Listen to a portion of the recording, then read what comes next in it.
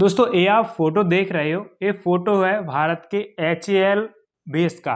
अब यहाँ पर ये तेजस विमान हमारे एक नहीं बल्कि छह छह सात सात तेजस विमान खड़े हैं, लेकिन ये उड़ने की स्थिति में नहीं है। अब ये बिल्कुल नए फ्रेश तेजस हैं, फैक्ट्री से बनकर सीधे आए हैं। अब ये उड़ने की स्थिति में क्यों नहीं है? इन्हें उड़ने के लिए जरूरत होती है इंजन की, और इंजन कौन देगा? यूएसए से हमारी इंजन को लेकर डील चल रही है।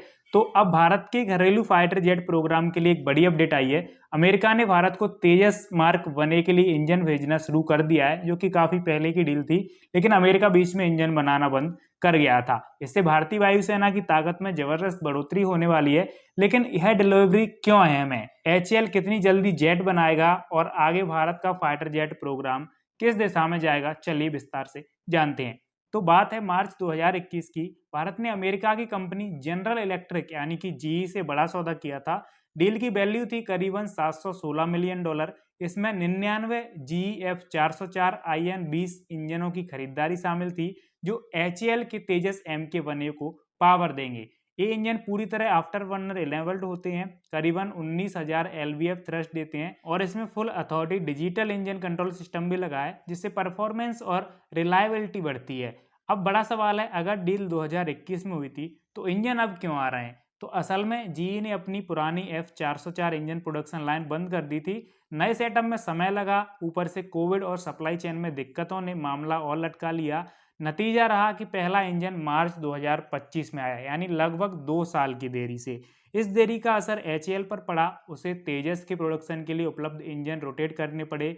इंडियन एयरफोर्स भी पहली डिलीवरी का इंतजार कर रही थी, लेकिन अब हालत बदल गए हैं। भारत के लिए बड़ी खुशखबरी है, जुलाई 2025 में GE ने दूसरा इंजन भेज दिया है, और अब से हर महीने 2 इंजन डिलीवरी करने की उनकी पूरी डील है। डिफेंस प्रोडक्शन सेक्रेटरी ने बताया है कि मार्च 2026 तक 12 इंजन और आ जाएंगे, जिससे कि HAL को MK-1A प्रोडक्शन तेज करने में मदद मिलेगी। इंडियन एयरफोर्स को 2024 में पहला MK-1A फाइटर मिलना था, लेकिन इंजन की कमी के कारण डिले हुआ। पूरा प्लान बनकर तैयार था, लेकिन उसमें इंजन नहीं था, तो फाइटर जेट कैसे उड़ पाएगा? अब इंजन की सप्लाई शुरू हुई है, और HAL का लक्ष्य है हर साल 16 से 24 नए जेट तैयार करना और भारत की डिफेंस सिस्टम को मजबूत करना। अब देखिए तेजस पर इतना जोर क्यों है इंडियन एयरफोर्स का? तो इसमें एक बेहतर रडार AESA लगा है, इलेक्ट्रॉनिक वारफेयर सूट है, बियॉन्ड विजुअल रेंज मिसाइल क्षमता है इसकी, और नई कॉकपिट डिजाइन है। इससे पूरी तरह एक मॉडर्न लाइट फाइटर जेट बन जाता है, और इंडियन एयरफोर्स को इससे काफी मदद मिलने वाली है। अब केवल ये एक इंजन डिलीवरी नहीं है, बल्कि भारत की आत्मनिर्भरता की दिशा में बड़ा कदम है। पहला, इंडियन एयरफोर्स को जल्दी नए जेट मिलेंगे, जो चीन और पाकिस्तान से बढ़ते खतरे के बीच जरूरी है।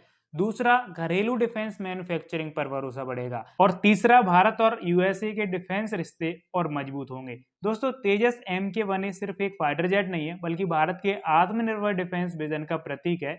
इंजन डिलीवरी शुरू होने के साथ साथ अब HAL तेजी से काम करेगा, और आने वाले सालों में भारतीय वायुसेना को एक मजबूत, आधुनिक और स्वदेशी बेड़ा मिलेगा। देखिए, भारत अब दूसरे देशों पर अपनी डिपेंडेंसी खत्म करना चाहता है।